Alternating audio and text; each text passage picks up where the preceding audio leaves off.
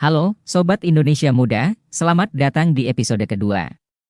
Episode ini akan membahas tentang rumusan Marhaenisme dalam Kongres Partindo. Yuk, kita simak Sobat pembahasannya.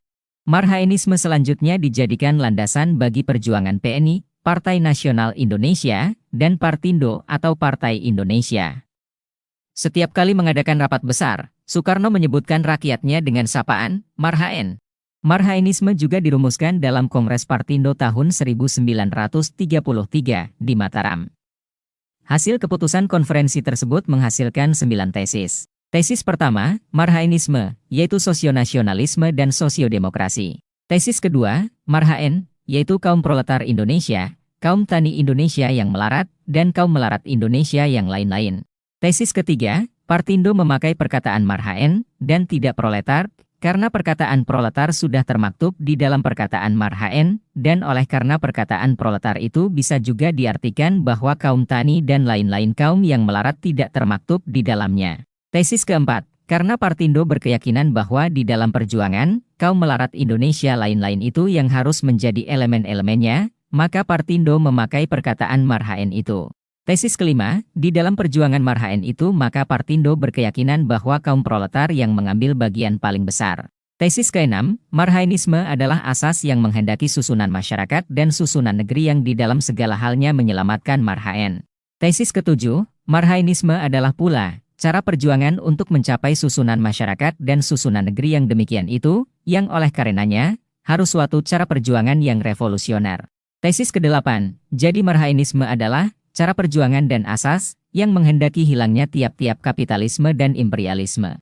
Tesis ke-9, Marhaenis adalah tiap-tiap orang bangsa Indonesia yang menjalankan Marhaenisme. Perkataan, kaum proletar mengambil bagian paling besar, itu membuktikan bahwa Marhaenisme adalah cara perjuangan yang tidak melamun, cara perjuangan yang rasional, dan tentunya cara perjuangan yang modern. Marhaen pada umumnya memang sama berjuang, tetapi kaum proletarlah yang mengambil bagian perjuangan paling besar. Mengapa harus begitu? Sebab, kaum proletar hidup dalam alam yang sudah modern.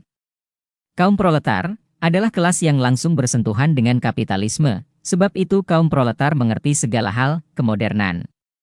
Sedangkan, kaum tani yang melarat dan kaum melarat yang lain-lain, mereka masih hidup dalam zaman awang-awang, zamannya zaman mistik.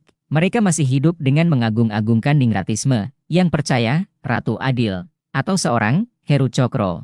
Soekarno menjelaskan dalam perjuangan Marhaenisme jika diibaratkan layaknya sebuah peperangan, maka tentara itu diisi kaum Marhaen, sedangkan barisan pelopor akan diisi oleh kaum proletar, sebab kaum proletar itu selaras dengan zaman, mereka lebih nyata pikirannya, dan lebih mengerti akan pertentangan kapitalisme dan adanya penindasan di dalamnya.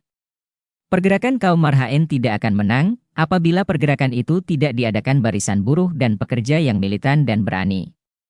Soekarno berkata, pergerakan politik Marhaen secara umum adalah perlu.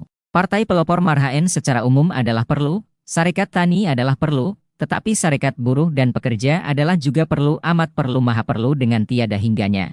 Mengenai sosionasionalisme dan sosiodemokrasi, akan dibahas di video selanjutnya. Silakan tinggalkan komentar untuk berdiskusi dan memberikan saran. Jangan lupa tuliskan pertanyaan terkait isi video ini jika masih ada yang membingungkan. API Indonesia Muda, pamit undur diri, terima kasih. Gemakan semangat kerakyatan. Merdeka, merdeka, merdeka.